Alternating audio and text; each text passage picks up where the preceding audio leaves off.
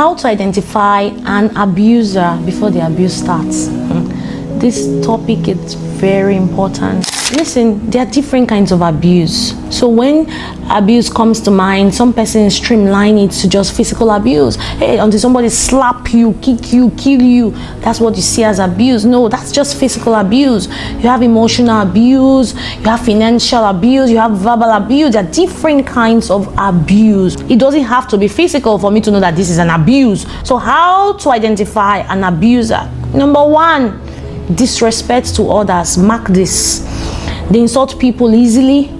Their parents, mark how they react towards their parents. You know, somebody tells you that your husband will be slapped his father, and you're still choking your head, you're still putting your head into the marriage, you're not thinking twice. Do you know some people act foolishly? They'll be like, some people act foolishly, they'll be like, do you know what the father did? Are you serious right now? You know, so you need to be able to observe certain behaviors from your intending spouse. How do they treat their parents? Do they hang up? Do they insult their parents? Do they also insult same sex? You see a female who maybe approaches you and like, do you know what your fiance did? Not even just a man doing that. Even for some ladies too fall into this category. You know, somebody can go and meet your guy, your intending husband, and tell them, do you know what your wife to be did to me? Your wife just slapped me. Your wife just talked anyhow to me. If I tore my clothes publicly. And you are still like, hey, you know, maybe what did you say to the person? No way, no. Listen, how they treat others, it's something you must observe, something you must investigate. Because listen, patterns often repeat themselves. Whatever they do to others is just a rehearsal to what they will do to you. See, character many times magnifies in marriage. Number two, how to identify an abuser. Their constant need for reassurance. They always expect validation from you. Call it insecurity. Most times people are insecure, right? When they do not shift or change from that kind of attitude, many times they become abusive. I'm telling you. Their constant need for reassurance, they always expect validation. They always want you to validate them. Morning, afternoon, evening, if they sneeze, validation. If whatever, validation. They always want validation. And they get angry or hot when it doesn't come as fast as they want or as regular as they want. When it's not given, it's a problem. They get very reactive. You need to check out for those signs. Don't be casual about this kind of signs, because many times people who are casual about such signs, they end up becoming casualty in marriage. Number three, they gaslight. They always criticize. They gaslight you. They make you doubt yourself. You begin to doubt yourself. You're walking on the road like, I'm not good enough. I'm a failure. Wow, I'm not intelligent. I'm dull. You know, they say things to you that makes you, become low in your esteem. And before you got married to them, you could esteem yourself. Like, you didn't need to depend on anybody for esteem. But now, since you got married to them, because of what they've told you, they've so wounded your emotions that when you walk on the road, you always tell yourself, I'm not good enough. No way. I can't make it. I'm a failure. I'm bad. You know, those kind of things. When you see these things in relationship, or before you say yes to the person, people are just friends. See, make sure to observe. Don't be too fast to foolishly say I do and end up being cooked wrongly. Number four, they monitor your phone. They always tell you what to wear. First of all, they monitor your phone. Let me even start with that one. They're always checking. They check your chats. They check who is calling you.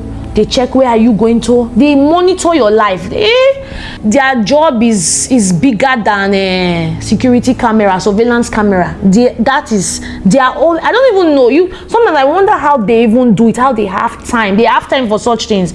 They monitor. They want to know where and wherever you are going to, what you are doing, who you are calling, and all of that. This kind of person can abuse you. I said it before and I'll reiterate it. When a person is terribly insecure, the person can become abusive towards you. They monitor your phone, they tell you what to wear, what to see, where to go. Mark them. They can be abusive. They guilt trip you for normal behavior. Another point, you constantly have to explain yourself every time. You explain yourself, you explain your need for space. You know, sometimes you just want to breathe. You just want to have some time to yourself. But even when you want to have that time to yourself, they tell you always they know why you're alone. They won't even tell you. They want to tell you that the reason why you're alone because you have a bad behavior. You have this. They just have a way to make you feel guilty. That is a sign of an abuser. Another one is they refuse to take responsibility. They never take responsibility for anything that happens in their past and even in their present. If something goes wrong, they'll blame other people, but never them. When they talk to you about their exes, they will say, this person was a cheat. This person was so bad. They'll tell you the things the person did, but never tell you what they participated in. They never get involved in anything that is wrong. Never. Watch out for those kind of people. And then my last point, this one, I feel like saying is the most important of them all, or the most important of it all. They have aggressive behavior. They started breaking plates in your presence. They've broken TV. They've destroyed phone. I feel like speaking in tongues. They've destroyed phone. They've not done it only once. So they did only once. So you say, okay, this person. They've done it a couple of times. You can't even count it, and you are still making excuses. They've started hurting things. They started breaking things. They started hurting things, but they've not shifted to hurting human beings, hurting you. And you are looking at it and saying, no, it was the plate it broke. It was the TV scattered. It was this. He just slammed the door. It's just because he slammed the door. He broke the TV. Practice is going on for the main thing. Rehearsals is occurring. Consistent rehearsals, so that the bad music can be sung well. And that bad music is when he displays it on you for people to see, start having marks on your body. Now things are breaking, but very soon is you that will break. If you have not said yes to this person, you are not yet married to this person, please, by all means, flee. Do not try to accommodate it. There is no exchange of vows that will be able to change this person until this person decides to change. So please, if you are seeing all of these signs, do not be in a hurry. Don't get excited. Don't say yes to this person out of desperation. Don't say yes to this person that you can say, oh, you know what, this person is very nice, this person is very caring. It's just that. There's nothing like it's just that.